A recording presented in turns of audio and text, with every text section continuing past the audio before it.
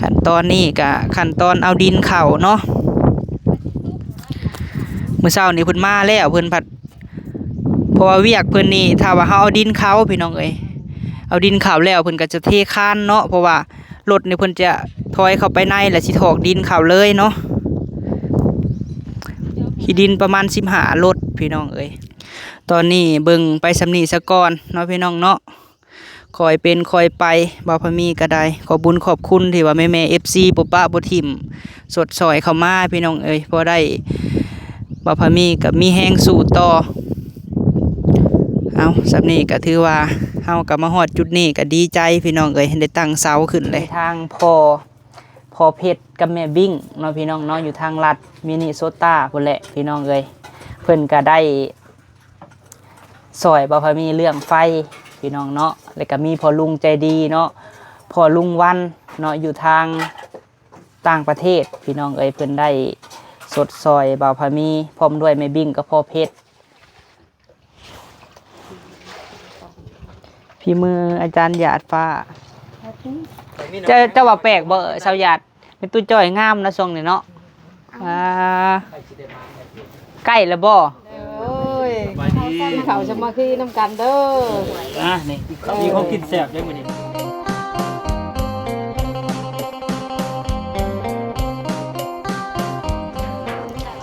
โดยกับทักไทยสบายดีพ่อแม่พี่น้องสบายดีป้าลุงเนาะที่หักแพงของบ่าวพามีสุขุสุคนเด้อพี่น้องเอ้ยเนาะเอาพบพ่อกับ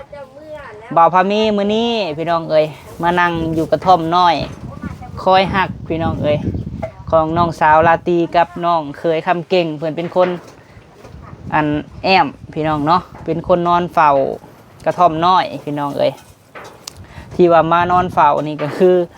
บ่าวพามีหันนอนผู้เดียวพี่น้องเอ้ยและน้องสาวก็น้องเคยแต่เพิ่น2คนก็เลยว่ามานอนเฝ้าให้ถ้าว่ามันมีพื้นมีไฟเนาะพี่น้องเนาะมันก็แห้งสีคักกว่านี้แหละพี่น้องเอ้ยอันนี้เพิ่นก็อยู่ไปเนาะเอาถือว่าบ่าวพามีมื้อนี้พี่น้องเอ้ยมาแจ้งข่าวแม่ป้าพ่อลุง FC เนาะพี่น้องเนาะก็ออกมาดินใหม่มื้อนี้ก็ทั้งเอื้อยเนาะอาจารย์หยาดฟ้าพี่น้องกวีสินเนาะหมอลำไต้เพิ่นแหละพี่น้องเอ้ยก่อนเพิ่นสิเมื่อเพิ่นมาแต่อัดเพลงให้ค่ายทวีเสิร์ชอยู่เวียงเพิ่นแหละพี่น้องเอ้ยเนาะค่ายมาแต่อัดให้เมซินพี่น้องเอ้ยทางเวียงนครหลวงเพิ่นแหละแล้วก็เลยมาแวแล้วมื้ออื่นเพิ่นสิกลับบ้านพี่น้องเอ้ยมื้อนี้ก็พากันมาเฮ็ดอยู่เฮ็ดกินอยู่ดินใหม่บ่าวพามีพี่น้องเนาะมาเฮ็ดอยู่เฮ็ดกินแล้วก็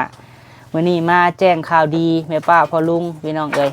มีทางพ่อเพชรกับแม่บิ้งเนาะพี่น้องเนาะอยู่ทางลัดมินิโซต้าพุ่นแหละพี่น้องเอ้ยเพิ่นก็ได้ซอยบ่าวพามีเรื่องไฟพี่น้องเนาะแล้วก็มีพ่อลุงใจดีเนาะพ่อลุงวันเนาะอยู่ทางต่างประเทศพี่น้องเอ้ยเพิ่นได้สดซอยบ่าวพามีพร้อมด้วยแม่บิ้งกับพ่อเพชรแรกๆเนาะแม่บิ้งพ่อเพชรเพิ่นสิเข้าไฟให้บ่าวพามีพี่น้องเอ้ยที่แรกหันแม่บิ้งกับพ่อเพชรเพิ่นว่าสิลงไฟให้บ่าวพามีหัน2สายพี่น้องเนาะเพราะว่าเพิ่นเห็นเข้าให้แม่ตู้ค่ำและแม่บิ้งเพิ่นก็จะเข้าให้บ่าวพามีนำพี่น้องเอ้ย2สายหันราคา5 ล้าน 5พี่น้องเอ้ยเนาะบัดนี้ทางพ่อลุงวันเนาะอยู่ทางต่างประเทศพี่น้องเอ้ยเพิ่นเห็นคลิปบ่าวพามีก่อนๆช่วงงานแต่งน้องลาตีพี่น้องเอ้ยไฟหันมันบ่พอเพิ่นว่าลูกเอ้ยพอเห็นว่าอัน2สายระยะไฟลูกนี้มันอันบ่พอเลยพ่อว่าสิตื่มกับแม่บิ้งกับพ่อเพชรพี่น้องเนาะจาก5 ล้าน 5เพิ่นสิตื่มให้อีก2 ล้านพี่น้องเอ้ยเป็น7 ล้าน 5 แสนให้เป็นไฟ4สายพี่น้องเอ้ยเดี๋ยวมื้อแรงบ่าวพามีก็สิไปหาอันเจ้าของไฟเนาะพี่น้องเนาะเพราะว่าเอกสารอีหยังต่างๆบ่าวพามีหาแล่นไว้แล้วพี่น้องเอ้ยก็น่าจะได้พร้อมหมู่พุ่นแหละพี่น้องเอ้ยแรกๆแม่บิ้งกับพ่อเพชรเนาะเพิ่นสิเข้าให้เป็นไฟ2สายบัดนี้ทางพ่อลุงวันเพิ่นก็เลยถามว่าตอนนี้หัน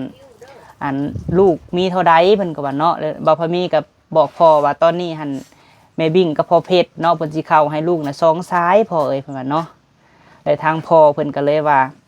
พ่อสิตื่มให้2 ล้านเนาะให้เป็นไฟ4สายเด้อลูกเอ้ยว่าคือของแม่ตู้ค้ำเพิ่นว่าเนาะบ่าวพามีก็ดีใจหลายพี่น้องเอ้ยเนาะจังได๋บ่าวพามีก็ ขอบบุญขอบคุณทางแม่บิ้งกับพ่อเพชรเด้อเนาะว่าสิเข้าไฟให้ลูก2 สายและลูกพามีก็สิสมทบใส่เงินกับพ่อนี่เพิ่นซอยมาอีก2 ล้านเนาะพอดีเป็น7,500,000เนาะจังได๋ก็ขอบบุญขอบคุณแม่บิ้งพ่อเพชรกับพ่อหลายๆเด้อเนาะที่ว่าสดซอยลูกเข้ามาจังไดก็ขอให้อายุมั่นขวัญยืนเนาะที่ว่ามอบแสงสว่างให้ลูกชายผู้นี้ลูกก็ดีใจหลายเนาะตอนนี้เฮาก็ได้นำกอกแล้วนำบาดาลเฮาก็สิได้ปืนได้ไฟคือหมู่เนาะอีกบ่ดนก็สิได้พ่อหมู่จังไดก็ดีใจหลายเนาะทางแม่บิ้งกับพ่อเพชร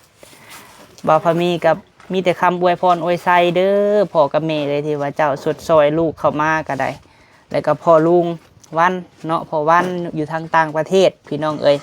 อยู่ทาง USA พุ่นแหละเนาะเพิ่นก็เคยซอยบ่าวพามีช่วงงานแต่งน้องลาตีเนาะก็ขอบบุญขอบคุณหลายๆขอให้บุญคำนำสู่เด้อทั้ง3ท่านเฮ็ดอันใดก็ขอให้ขึ้นให้เกินขอให้เจ้าร่ำเจ้ารวยขอเป็นให้เป็นห่มโพห่มไส้ให้ลูกให้หลานตลอดปีตลอดไปเด้อเนาะสาธุเนาะเอาน้องสาวเข้ากล้องน้ำก่อนเนี่ยมาพิลาตีเนาะป้าหนาคือขาวก็ข่อยแท้อันนี้เนาะใส่ครีมยังละตี ไม่ได้ใส่ยัง บ่ได้ใส่ยัง สบายดี นี่อ้ายค่ะบ่มีเวลาไปตัดผม แล้วปรุงแล้วไม่ได้ อันพากันอันน่ะหัวไม่ตู้คำมือใดเฮาสิออมตะนางหั่นล่ะ ประมาณมืออื่นได้บอกเพราะว่าทำบ่แห้งและย่านมันแบบเซามันบ่เซิงกันนะนะเพราะว่าเวลาเฮาดึงดิย่าน โด บ่ ย แข็ง อันที่ถามแม่บิ้งก่อนเนาะล่ะเนาะที่ว่าเพิ่นสิให้เฮาอ้อมเลยบ่อันหัวเพิ่นเนาะเพราะว่าพ่อกับแม่อาจจะข้าวเวียกพี่น้องเอ้ย แม่น ว่าไฟดีใจบ่อ้ายสิได้ไฟเลย ดีใจ เพราะว่ามันจังแบบสบายหั่นนะ โดย คือน้ำคือการถ้าว่าบ่มีไผมันก็แบบสูบอีหยังเอานะบ่ได้เนาะ มันยังขุ่น กับ อ ว่า ยู่ บ่ ล่ะตอ ใส่ นนี้ เวียกในเฮือนนี่ก็ยากแน่ โดย ต้องได้ใส่น้ำหลาย นี่แหละเพราะว่ายังขุ่นอยู่พี่น้องเอ้ยถ้าว่าเฮาโยกเอานี่ก็หึงเติบอยู่เนาะเพราะว่าช่วงนี้มันก็เริ่มไซส์นี่แล้วแต่ว่ายังมีขี้ตะลุยอีหยังทั้งลุ่มอยู่พี่น้องเอ้ยคันเฮามีอันไฟบ่พอมีหันสิใส่ปั๊มน้ำพี่น้องเอ้ยแบบอีหยังเขาเอิ้นปั๊มที่เขาจุ่มลงนะได้เนาะละตี แม่นได้ น่าจะได้พร้อมก็ไม่ตู้ค้ำเลยละตีเอ้ยเพราะว่าตอนนี้นะไฟนะคือเพิ่นแล่นแล้วพี่น้องเอ้ยถ้าแต่ว่ากรุงเตอร์หั่นนะความหมายถ้าแต่ว่ากรุงเตอร์มาได้เอากรุงเตอร์มาใส่ลักหั่นนะเพราะว่าไฟหาแล่นไว้แล้วถ้าว่าผู้มีกรุงเตอร์ก่อนนี่เขาใส่ได้แล้วละตีเอ้ย แม่น โดยดีใจพี่น้องเอ้ยครับมื้อนี้หั่นคุณแกะแบบแล้วบ่ เพิ่นแกะแล้ว โอ้ ซานี่มาแกะได้ซะ โดยแกะแบบแล้วพี่น้องเอ้ยจังไดกะบ่าวพามีก็ดีใจหลายเนาะพี่น้องเนาะที่ว่าแม่ป้าพ่อลุง FC ให้กำลังใจชุมเฮาตลอดเนาะ โดย ดีใจที่ว่าเพิ่นบ่ป้าบ่ทิ่มเฮาเนาะละตีเนาะ แม่น โดยแล้วก็ทั้งมีทั้งแม่ใจดีพร้อมเนาะละตีเนาะจังไดก็ขอบคุญขอบคุณเพิ่นว่าให้เพิ่นที่ซอยซื้อดินละตีเอ้ยซื้อดินเข้าถมเฮือน เพิ่นบ่ประสงค์ออกสื่อออกน้ำเนาะแม่ใจดีอยู่ทางต่างประเทศคือกันพี่น้องเอ้ยเพิ่นก็เคยซอยบ่าวพามีหลายเทื่อเลยละตีเอ้ยแต่แม่เพิ่นบ่ประสงค์ออกสื่อออกน้ำเนาะ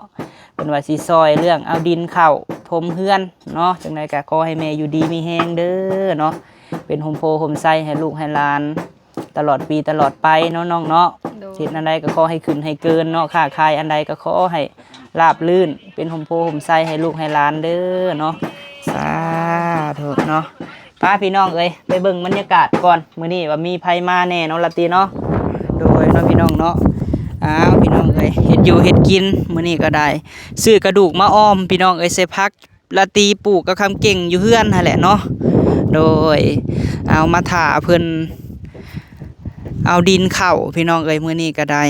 จังใดก็ขอบบุญขอบคุณหลายๆเด้อแม่เอ้ยเนาะมื้อนี้หันสิเอาดินเข้าเฮือนพี่น้องเอ้ยขอบบุญขอบคุณแม่ที่ว่าได้สดซอยลูกเข้ามาเนาะโอ้เฮ็ดอยู่พอกินแน่โอ้ยพี่น้องเอ้ยดินทรายไงกุ้มๆได้ลมเนาะมาดินใหม่โอ้โธ่แม่จอยผู้สบายดีเด้อสบายดีแม่ป้าแก้วโดยโหละตีสบายดีคำเก่ง โดยป้ากระท่อมน้อยพี่น้องเอ้ยมาเฮ็ดกินอยู่กระท่อมน้อยคอยหักพี่แหละเนาะ ป้าไม่จ่อยมาแต่ขายหยัง มาหาอันพูดอย่านางลูก โอ้โหยานางป้าพี่น้องไผว่าไม่จอยงามขึ้นได้ไม่จอยนี่เนาะคืออ้วนขึ้นไม่จอย ย่องอีก เธอใช้ร้านได้ค่ะ ร้านบ่ได้มา โอ้จักปีแหละอยู่ปีนี้ฮะ ไผ เจ้าฮะ 57ชำเก่า 57 39แล้วเนาะยังบ่ได้เบิดปีเนาะโอ้โหพี่น้องเอ้ยโหสบายดีเด้อแรมเด้อ โดยสบายดีขอละห้องเจ้าสาวจุ๋ม สบายดีไหมอาจารย์หยาดฟ้าพี่น้องเอ้ยมายำใดนี่เอื้อยเฮ็ดกินให้กิน อันโซเชียล โซซิมือ ทางภาคใต้เป็นมือกุกได้เด้อ มื้ออื่นก็เมื่อป้าน้องทรายแล้วเพิ่นว่าจึงได้ช่อง YouTube ตอนนี้ฮะอาจารย์หยาดฟ้า ยังคือเก่า คือเก่าโอ้ บ่ได้เพื่อน ผู้แหละพี่น้องเอ้ยถ้าเพิ่นตั้งช่องใหม่จังสิมานั่งเปิดคลิปให้ FC ติดตามเนาะช่องเพิ่นมีปัญหาพี่น้องเอ้ยโอ้สาวหมอลำไต้พี่น้องเอ้ยปีนี้หันเลื่อนอันน่ะเป็นอันนั้นละบ่เอื้อยปีนี้ฮะเว้าให้ FC ฟังมึงดูฮะ เดือนเป็นก้นขี้หายเต็ม โอ้ โต อันอิหยังก่อสายยาหัน เดือนเป็นผูกระทำ นางเอกเจ้าน้ำตาบ่หยาดฟ้ากวีสินพี่น้องเอ้ย อ้าวพี่น้องเอ้ยเอื้อยสิอ้อมกระดูกให้กินได้ เออโดยเอาไปรอเบิ่งเฮือนก่อนพี่น้องเอ้ยให้รถเพิ่นมาเช้านี่เนาะเพราะว่าเพิ่นก็ท่าเอาดินเข้าแหละพี่น้องเอ้ยและบ่พอมีก็เฮ็ดไปทีละขั้นตอนพี่น้องเอ้ยขั้นตอนนี้ก็ขั้นตอนเอาดินเข้าเนาะมื้อเช้านี่เพิ่นมาแล้วเพิ่นผัดเพราะว่าเวียกเพิ่นนี่ถ้าว่าเฮาเอาดินเข้าพี่น้องเอ้ยเอาดินเข้าแล้วเพิ่นก็จะเทคานเนาะเพราะว่ารถนี่เพิ่นจะถอยเข้าไปในแล้วสิถอกดินเข้าเลยเนาะขี้ดินประมาณ15รถพี่น้องเอ้ยเพิ่นมาแกะแบบคานเช้านี่เนาะเฮือนบ่พอมีคานกับบักใหญ่ได้พี่น้องเอ้ยนี่เนาะเพราะว่าคันรถแกดินรถถอกดินมากะถอยเข้ามาแล้วถอกใส่เลยพี่น้องเอ้ยเอาจังไดก็ฝากในเด้อพี่น้องเอ้ยฝากเป็นกำลังใจให้ลูกชายผู้นี้น้องชายผู้นี้แน่เนาะขอให้ฝันเป็นจริงพี่น้องเอ้ยผู้แหละช่วงบ่ายๆผู้แหละพี่น้องเอ้ยเพิ่นสิเอาดินมาส่งให้เนาะเพราะพมีกสิถ่าอยู่เฮือนใหม่พี่แหละเพราะว่าทางแม่กับพ่อเพิ่นกะสิเข้าไฟให้พี่น้องเอ้ยแล่นเอกสารพร้อมกับมีตู้คำพุ่นแหละอีกถามคือสิได้พ่อหมู่พุ่นแหละพี่น้องเอ้ยฟืนไฟก็ได้เนาะตอนนี้เบิ่งไปสำนีซะก่อนเนาะพี่น้องเนาะคอยเป็นคอยไปบ่าวพมีก็ได้ขอบุญขอบคุณที่ว่าแม่ๆ FC บ่ปะบ่ทิ่มสดสอยเข้ามาพี่น้องเอ้ยพอได้บ่าวพมีก็มีแฮงสู้ต่อเอาสำนี้ก็ถือว่าเฮาก็มาฮอดจุดนี้ก็ดีใจพี่น้องเอ้ยได้ตั้งเสาขึ้นเลยได้มาแต่ละเดือนก็ต้องผ่อนที่น้ำเฮ็ดไปน้ำดีกว่าเฮาบ่เฮ็ดหยังเลยพี่น้องเอ้ย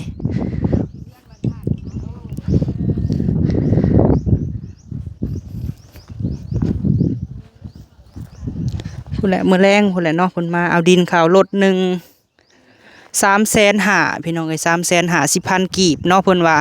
สิไทยให้เลยเพิ่นว่าเพราะว่าเวียกสร้างก็หลังจากว่าเทคานนี่ได้แต่ละร่องนี่พี่น้องก็เบิดเนาะราคาเป็น12,000ขอบบุญขอบคุณแม่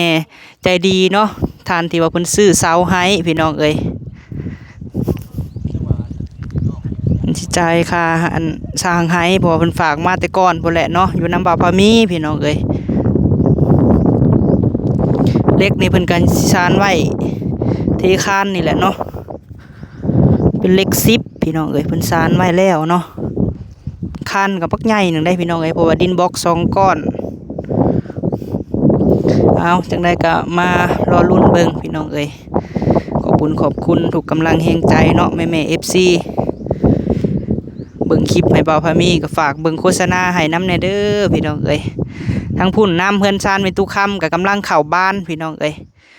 ลาตีไปถ่ายให้แม่ๆ FC เบิ่งฝากช่องน้องสาวแน่พี่น้องเอ้ยทั้งพุ่นก็ได้พวงแน่ลาตีแน่เนาะเบิ่งปะปนกันไปถ่ายอิหยังก็ถ่ายลงให้เบิ่งพี่น้องเอ้ย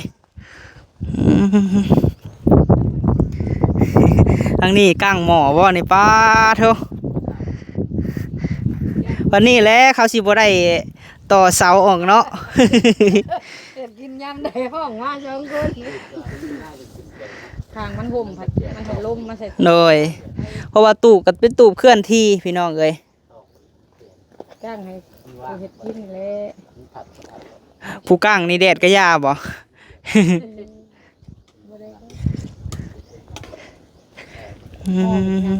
อมแซ่บบ่ เจ็บ คนจะเอาพักลงเนาะ พี่น้องเอ้ยช่วงบรรยากาศตอนเที่ยงๆเนาะผู้กองเตอร์ไฟพี่น้องเห็นบ่ สบายดี โอ้ ยังเกาะพ่อแม่พี่น้องฝั่งลาวหรือฝั่งไทยต่างประเทศมันกี่ช้าง เพิ่นมาแล้วพี่น้องเอ้ยเมื่อวานนี่เพิ่นคืออันแล่นไฟไว้หั่นนะเนาะแต่ว่ากองเตอร์ออกมาตอนนี้ฮะสิประมาณทิศผู้ใดเป็นทิศผู้ใดพี่น้องเอ้ยเพราะว่าไฟหันมีแล้วตอนนี้เนาะทุกสายถ้าว่าไผที่ว่ามีกงเตอร์แล้วเพิ่นก็ปล่อยให้ใส่ไฟเลยหั่นนะก็สิเพราะว่ามันแพงกับแพงน้ำกงเตอร์ไฟเนาะพี่น้องเนาะมี FC คอมเมนต์บอกบ่พอมีอยู่แต่บ่พอมีลืมพี่น้องเอ้ยแต่กงเตอร์อีหยังเพิ่นเอิ้นมิเตอร์ไฟบ่หรืออีหยังนี่แหละหม้อไฟบ่เพิ่นเอิ้นเนาะภาษาไทยลาวเฮาว่ากงเตอร์พี่น้องเอ้ย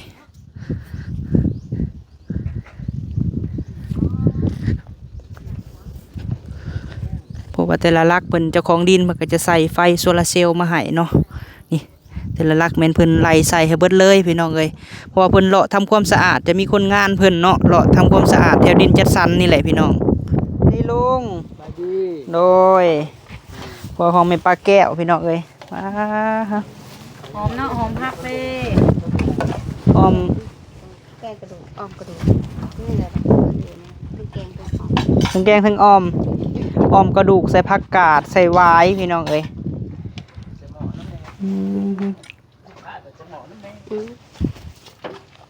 น้ำลาย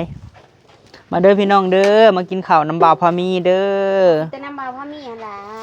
มากินน้ำกันนี่แหละเนาะพี่มืออาจารย์หยาดฟ้า บ่ได้รวมมิดไหน รวมมิดบ่ เอ้ยรวมพ่น หลายมือเลยแล้วบ่ได้เครื่องเขาอยู่กันเขา ลายมือแล้วบ่ ไปเลยลืมลายดิก็ตัดหนู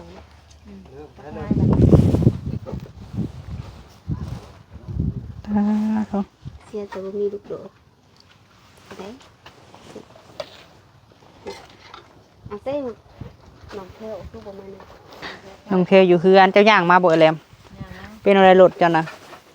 โอ้ยมันนั้นดิวมันฮักก็เลยบ่ขี่แล้วก็กับ ย่างมา ย่าก็ดีนะส่วนออกกำลังกาย รถสายยางออกกำลังกายบ่คือเพลงบ่ มันหัวแต่มือมันเขามือมันนั่งเลยพ่อวะตั้งชื่อเมาอ๋อเจ๊จอยได้แกงเฮ็ดบด ปลาโธ่บ่ได้กินสิมือเจจอยได้หึงเลย ตั้งแต่ไปตอนนั้น โลเท่าไรแล้วกระตุกเดี๋ยวนี้ฮะ ทุกอย่าง ว่ากระตุกน้ำฮะโลเท่าไรแล้ววะ 2,000กี่ 2,000 กระตุ้งน้ำใหญ่นะราคาแกงเฮ็ดบด สบายดีไอ้น้อย สบายดี โดยเป็นอะไรอ่าน YouTube จอดเดี๋ยวนี้ฮะ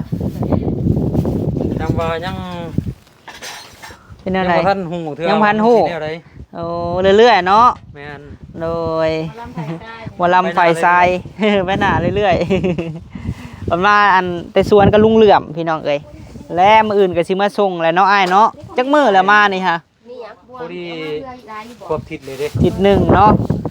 จักเพลงกว่าเจ้าหาสุดนี่นะ เพลงเดียว7เพลงนะเพลงครู3 เพลงเดียว7ภายในจักมื้ออัดนะ ประมาณ2ชั่วโมง 2 ชั่วโมง รวมเบิดให้ได้ผู้ที่จักเพลง2 คน 24เพลง 24เพลงโพดโพเนาะ 24เพลงนี่พอดี4ชั่วโมง โอ้ ที่ลึกเด้อพี่น้องเอ้ยเอาสู้ๆเนาะปัดเพิ่นเปิดช่อง YouTube พี่น้องเอ้ยมีแล้วบ่ช่อง YouTube นะ ยังบ่มี ยังบ่มี แต่อันของอันเมีย เออโดยอันฝากกันหักญาติหักช่อง YouTube ก็มันก็ยังบ่อันนั้นเนาะมันยังผิดกฎมันยังสิเฮ็ดใหม่เนาะ แม่น บัดแล้วเพิ่นสิยังสิฝากช่องอยู่พี่น้องเอ้ย เอาง่ายๆคือว่าตั้งใหม่ สร้างผลงานไว้ก่อนเนาะ แม่น สร้างผลงานก่อนพี่น้องเอ้ย ตอนนี้เอาสื่อเสียงทางค่ายใหญ่ แมน ไว้ก่อ แมนเอาฝากแน่พี่น้องไอ้ทั้งไข่ ทวีเสิร์ช ทวีเสิร์ชเนาะทางนครหลวงเวียงจันทร์พุ่นแหละพี่น้องเอ้ยถ้าว่าแม่ๆ FC ติดตามกับพี่น้องสมัยตะกี้ก็โอ้เนาะค่ายทวีเสิร์ชก็สิดังได้เนาะอยู่ค่ายทวีเสิร์ชพี่น้องของแม่ซินแม่นบ่ แม่น ค่ายแม่ซินพี่น้องเอ้ยโดย ๆแต่ว่าสมัยแผ่นซีดีถือว่าค่ายทวีเสิร์ชนี่ก็ล้ำนาอยู่แล้ว โอ้แม่นแหละเนาะสมัยตะกี้ก็สมัยคล้ายแพนแม่นบ่กระหยาดโอ้ก็ค่ายทวีเสิร์ชเนาะของประเทศลาวเฮาก็อันดับ1เลยพี่น้องไผก็สิเปิดแต่ค่ายทวีเสิร์ชเนาะค่ายเพลงหั่นนะ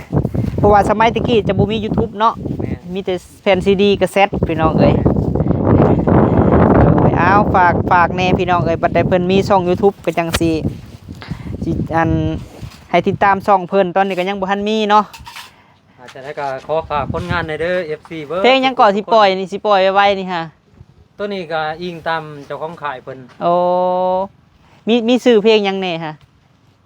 มีสื่อเอาข่าวบอลที่ว่าชื่อนี่คือว่าอันนั้นเปิดโตเขาซาแล้วก็หักสาวคันแย่ง โอ้หักสาวคันแยงเปิดโตข้าวสาเนาะ แม่น และอันตัวอื่นแม่นเพิ่นสิลงเองเนาะพี่น้อง ตัวอื่นแม่นอันเป็นเพลงครูติดหนี้บ่คือติดใจพี่ ติ น้ ด อง นี่บ่คือติดใจโอ้โทษพี่น้องเอ้ยเอาฝากแน่พี่น้องเอ้ยเนาะเดี๋ยวใดก็ได้เนาะขอบใจอ้าย ขอบใจ โดยโอ้พี่น้องเอ้ยเสียจะอย่างเดียวเสียแต่ว่าส่องเพิ่นมันดำเนินการยังอันนั้นเนาะสาวหยาดเนาะป้าโทมาพี่น้องบ้านนี้ไปใส่เลยโอ้โทคักเว้ยกระทอมน้อย ทำหน่อยทำใจเสียที่แต่แอมลมเย็นดีเลย โอ้ลุงเอ้ยบ่มีบนอยู่คันบ่แอมนะป้าแม่ตู้จ้อยขึ้น แค่ทางผม เอาลงคลิปอยู่แค่ทาง อืม เอาขึ้นแล้วไม่ ก็คือเป็นวินวะไปขึ้นไปกับแหลม คอยชินมักนางโมได้ แหลมน้อย เอาคนน้อยเขาน้อย ให้คนน้อยเขาโลดคนมักนางโมก่อนฮะพอนี่คนเป็นคนมักฮ้อน เจ้าไหน อืม อ่า ป้า คือคนมักฮ้อนคนนางโม ถ่ายคลิป เอ้า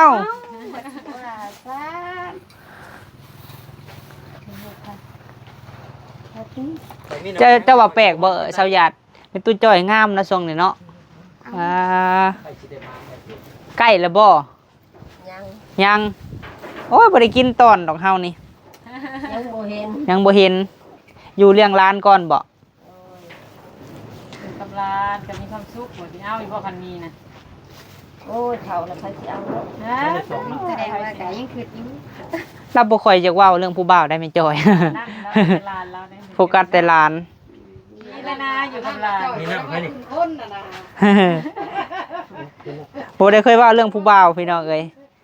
ย่านเฮาผู้บ่าว งานผู้บ่าวเนาะมาเด้อพี่น้องเด้อผู้อมไว้ใส่กระดูกเนาะให้คำเก่งกับละตีมาแล้วบ่ ย่าน โอ้ไปลงคลิปแล้วนะ เอาขึ้นมาเด้อขึ้นมานั่งเด้อนั่งไหนได้ทางนี้ได้ ไปขึ้นไปไอ้น้อย มาแล้วแม่